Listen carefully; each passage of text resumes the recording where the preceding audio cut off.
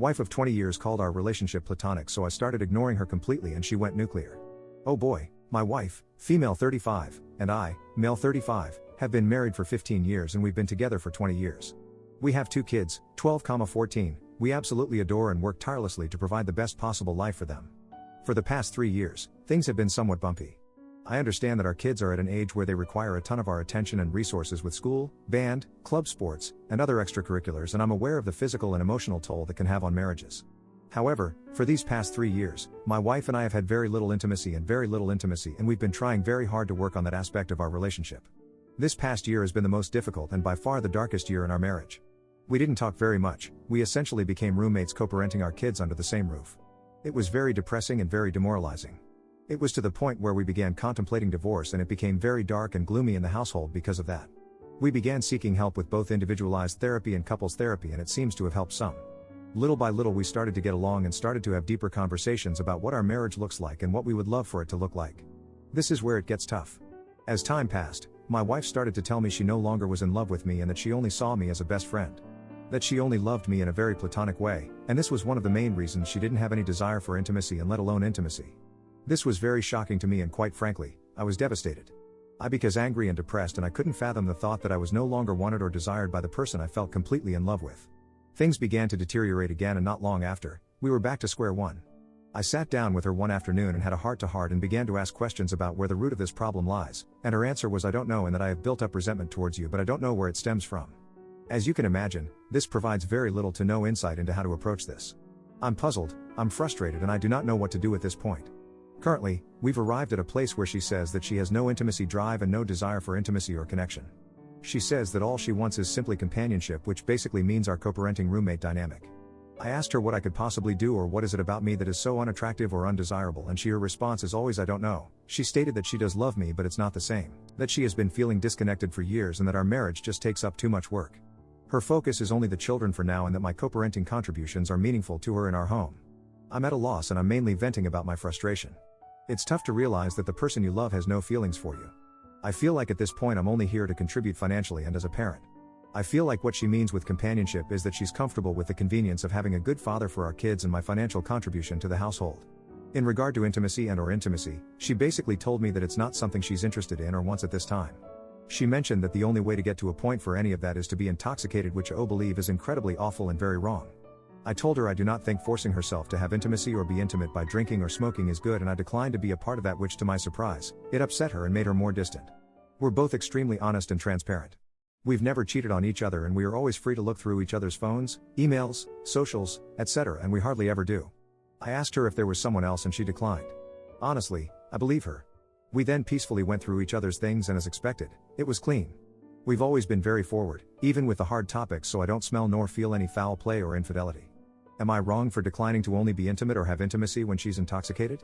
I'm firm on my stance of not partaking in this only when I'm high or drunk intimacy, because it doesn't sit well with me. I do not know how to help our situation, and I'm starting to become a bit anxious and desperate. We're both fairly young and healthy individuals and good looking. We both have good standing careers and are good parents. I'm just not sure how our lives could have driven us to this point.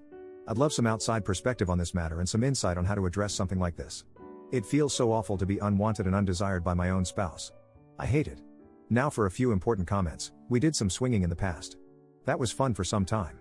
We mutually decided to stop doing it, and we have established it's not the case. When we were swinging, however, our marriage seemed to be in a good place.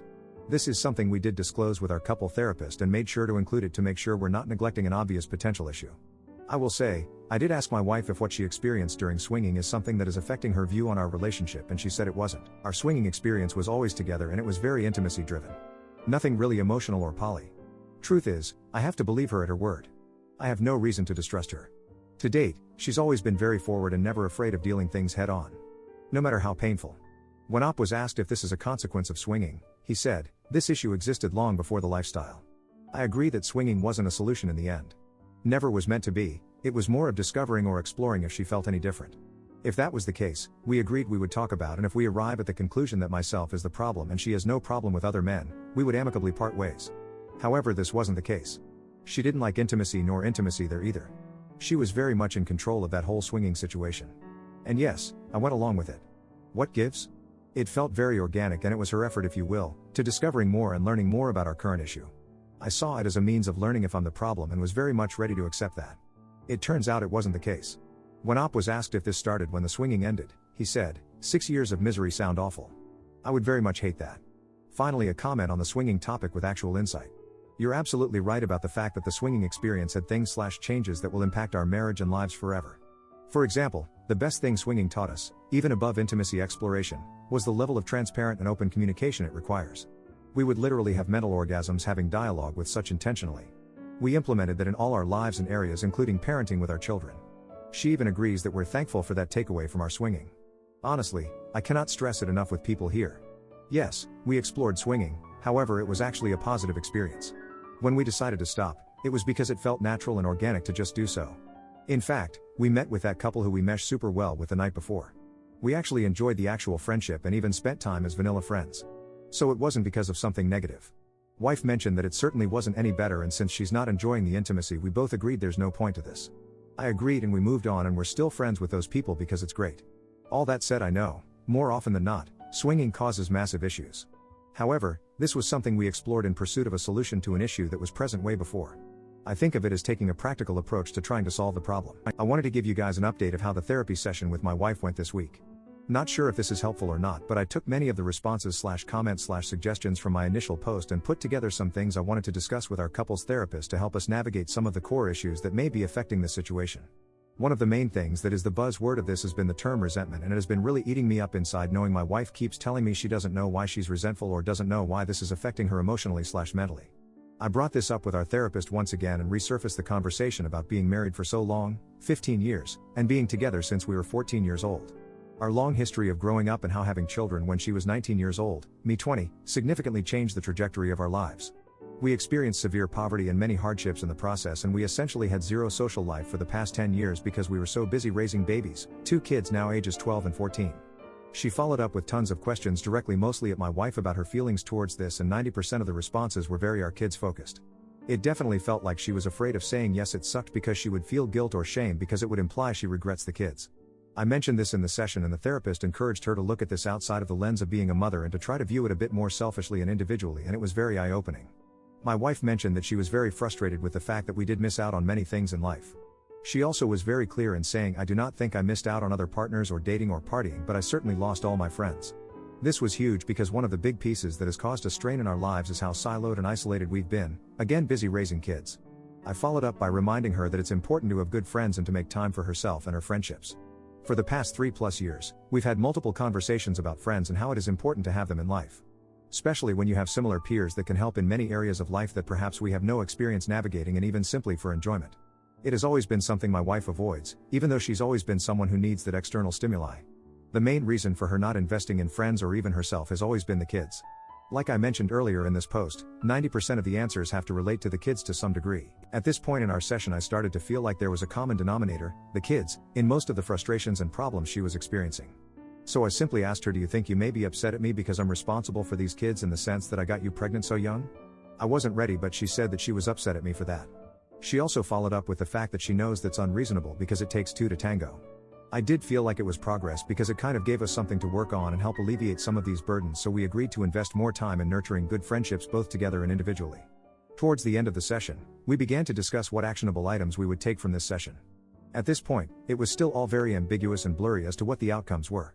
I was very direct and very forward in asking my wife what her plan is moving forward. She started basically saying the same thing, that she doesn't have any desire to be intimate or intimacy with me as of now, and that she loves me immensely and she feels bad for not being there for me. I also brought up the brief swinging that happened, to which for the 50th time said it wasn't a problem. I agree with her on this. This was something that was a mechanical approach for a solution to a problem that was very much in existence when we tried this. We, both, really have no issue to this. We know it happened, we tried it and mutually stopped and turned the page. I also brought up other life events that may cause resentment, and really we ended up not getting anywhere else as far as the root for resentment, which was discouraging. I then basically expressed to my wife that I will not be okay with that arrangement. I told her that I've really done everything I can and that this issue really has reached a point where it has nothing to do with me or require me to do anything that I'm currently not doing.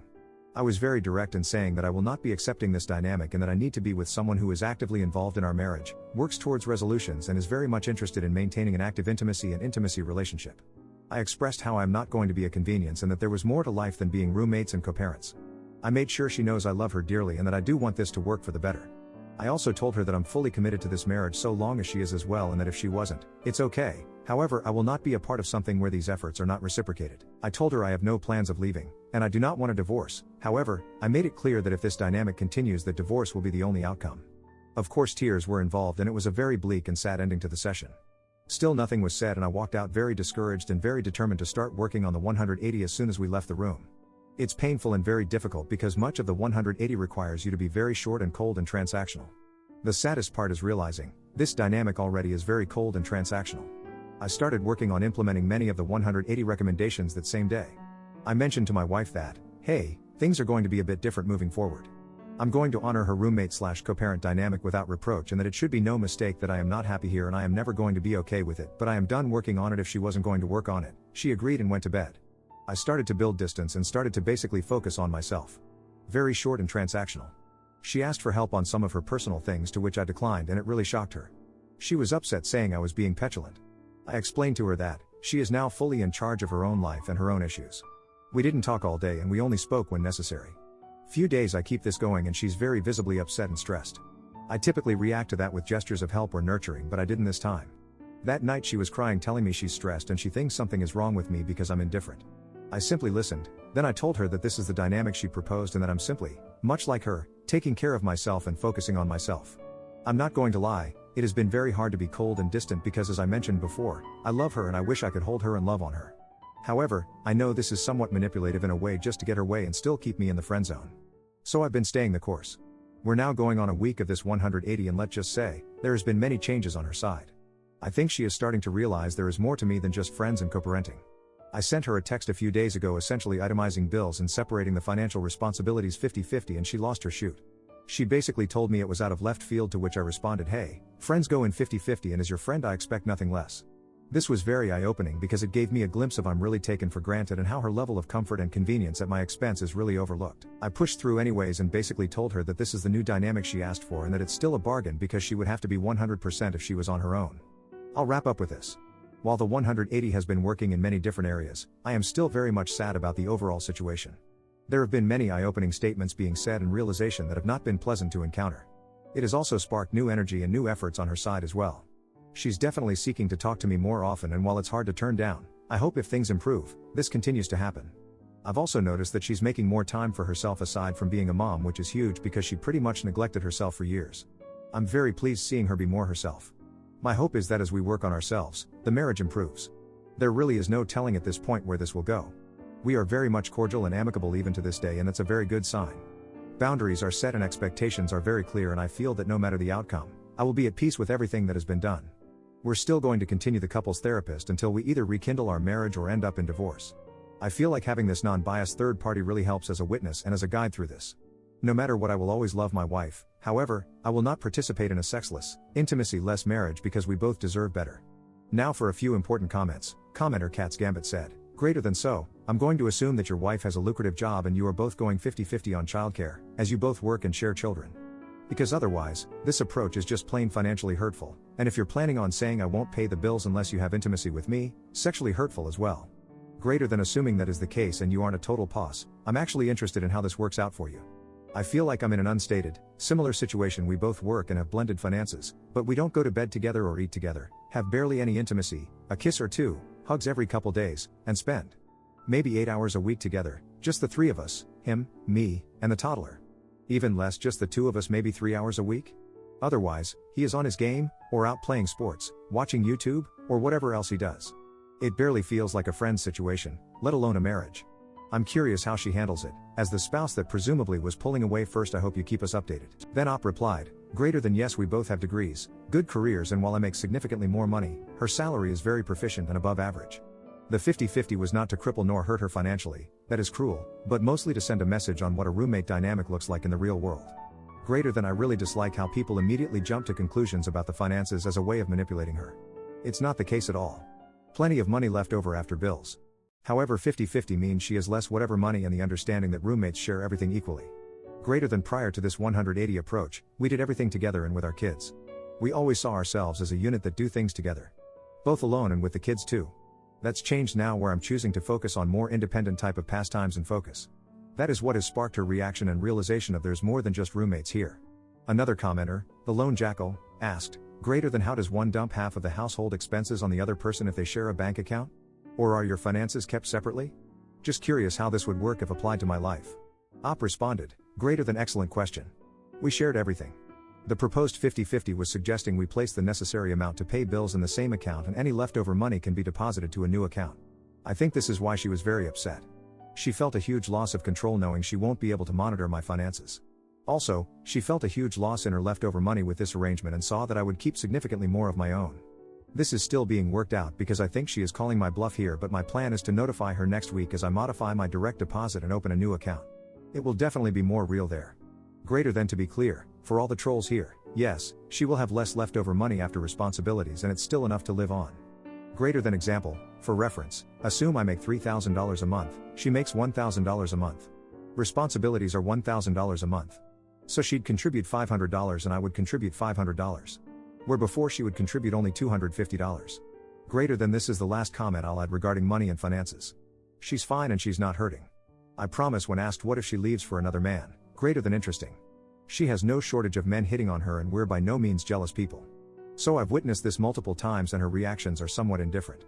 I will say, if another man for her was the answer, she'd tell me or she'd have some inkling maybe? Greater than, there's no telling, but I think the problem is deeper than superficial attention from a different person. Then Op added, greater than, you might be right, and if this is the case, so be it. However, I'll live with peace knowing I left no stone left unturned. I know I would be disappointed and saddened if she did leave for another man that would accept the bare minimum, but I'd also feel a peace knowing it's not all my fault. I know I'm responsible in some way to some degree. That's just marriage. I know sadness and depression will creep in, but we'll both overcome it. If this does happen, at least there will be clear reasons and clarity as to why it did. Also, I know for a fact she wouldn't cheat. We're both very blunt, open, and transparent. She would definitely tell me that she wants to step out on our marriage before it actually happens. As would I. We owe ourselves this respect for each other and we actively practice it. I debated for a long time on whether to submit an update on this matter. A few significant changes have taken place and I felt it would be good to not only share with you but also to allow myself to process all of this in a uniform way. We're now almost 9 weeks in on the 180 method I mentioned I was starting, and it started to render some positive reactions from my wife. She started to notice things that she previously took for granted, started to ask more about my whereabouts, and also started to notice I would go out with the kids more often without her, and she started to invite herself, to which I didn't decline. So much has changed, and it has changed for what seems to be for the better. This past Memorial Day weekend, my wife asked me if I wanted to go out for coffee because she wanted to talk to me about something. This was huge because I can't recall when the last time my wife asked to talk to me about something important. I must admit, I was very nervous and worried about what this could be about, and my mind was racing with the plethora of scenarios of what it could possibly be. Of course, I agreed and we took some time away from the kids to have this conversation at a local coffee shop. The talk was very constructive in nature. There was a ton of insightful information about herself that helped me further understand where she is in life both emotionally and mentally. We summarized what the core issues we are encountering are and she asked me for help. This is new, and I cannot tell you how excited I was hearing something so sincere coming from my wife who for the last 2+ years has been absent. So, after she was through sharing all her thoughts, I proposed a plan that I felt was right for us. This is something that I had been thinking about these last few weeks, and I was planning on bringing this up in a few months if I noticed that things were not changing for the better. This date felt like the right place to share it since it goes hand in hand with what she talked about, and it also relates to the help she was asking me for. I started by first acknowledging her feelings and her concerns. I told her they are valid and how she feels is personal to her and that I care that she feels this way because I don't like the thought of her being sad or depressed. I also told her that my goal still is and will always be for us to reconcile and be the happily ever after we vowed to be for each other, and that my love for her is as strong, if not stronger, as it was the day we said I do. I continued the conversation by telling her how I felt about the whole situation and how it affects me every day. I also clarified some things that she mentioned she was feeling because of how I have been very distant and monotone, transactional, lately. I explained to her that I was very much trying to protect my feelings and emotions from the rejection and neglect, and that it wasn't personal. It was simply me safeguarding myself because I cannot control her, I can only control myself. This was a perfect segue to the core of this approach, which is focused on self-accountability. I told her that for the longest time I was always working hard to make her happy and do things that I knew she enjoyed or wanted. However, I was always met with rejection and disappointment, which caused a load of stress on me. I explained to her that I had to make a change for myself. After all, I can only control myself and make the changes that I want for myself. I mentioned how I was starting to implement new habits and routines that help edify me all while still executing all of our shared responsibilities, including parenting, finances, and daily living activities. I explained that the goal is to continue to improve myself both as a husband and father, learn more, and be healthier, among other things. She was very receptive to this. She told me that she sees what I'm doing and that she is proud of the changes she has seen. She also told me how she's starting to realize that she feels left behind and that much of the things that have affected her negatively are her own fault. Toward the end of the conversation, which was about 3 hours, there was a very high spirit of reconciliation in the room. I told her that my goal is to ultimately make this work. However, I was very clear that I was not going to live under the current circumstances. I told her that my heart wants her to be happy even if it means elsewhere, and that I also deserve to be happy myself.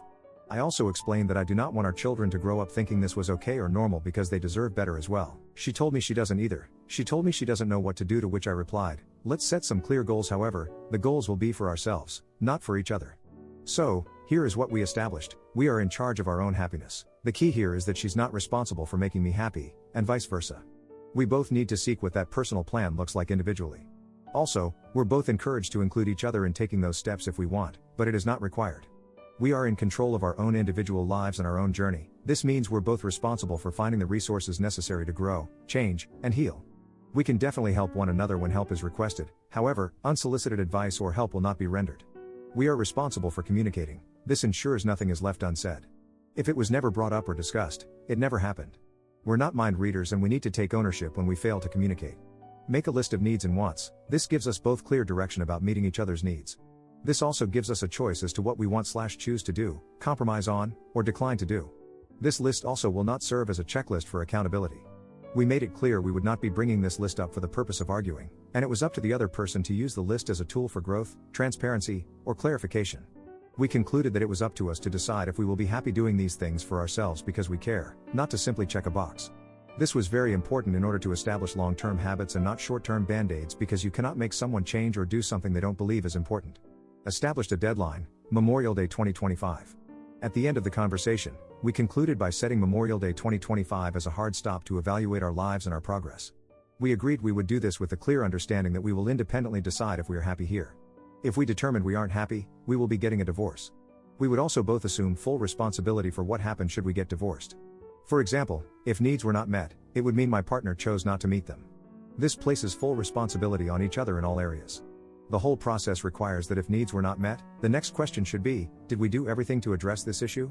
If yes, then we will have a clear conscience of what transpired and know we left no stone unturned.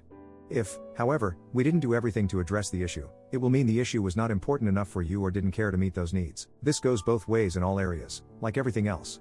We established that the main motivator for change should be ourselves, and that if we did that, we would in turn begin to see beneficial changes towards each other. The goal is to ensure that everything we are doing for one another to meet each other's needs is being done because we want to do it for our spouse, not because he or she asked. Instead, it was done because I know it makes him/her happy and I love seeing them happy. I felt it was important to mention to her that we are no longer required to do anything for each other. It is now more of a I want to do these things for each other. Ultimately, I felt the conversation was very positive and productive. Many tears were shed and lots of hugging ensued. I know this doesn't mean or guarantee anything. However, this has never happened before, and I can honestly attribute it to the 180 method. I've decided I will conclude and will refrain from this method moving forward as the plan now has changed. I'm planning to devote myself entirely to not only myself and my growth but to also work on her needs and wants because I want her to be happy by my side. She said and agreed she would do the same for herself. We agreed we would help and build each other wherever we request for it, and that we will be approaching this as a team. As of today, some of the biggest changes I have noticed are her commitment to therapy and mental health. She is taking some antidepressants that are helping her. She is also more confident and in a far better mood more frequently.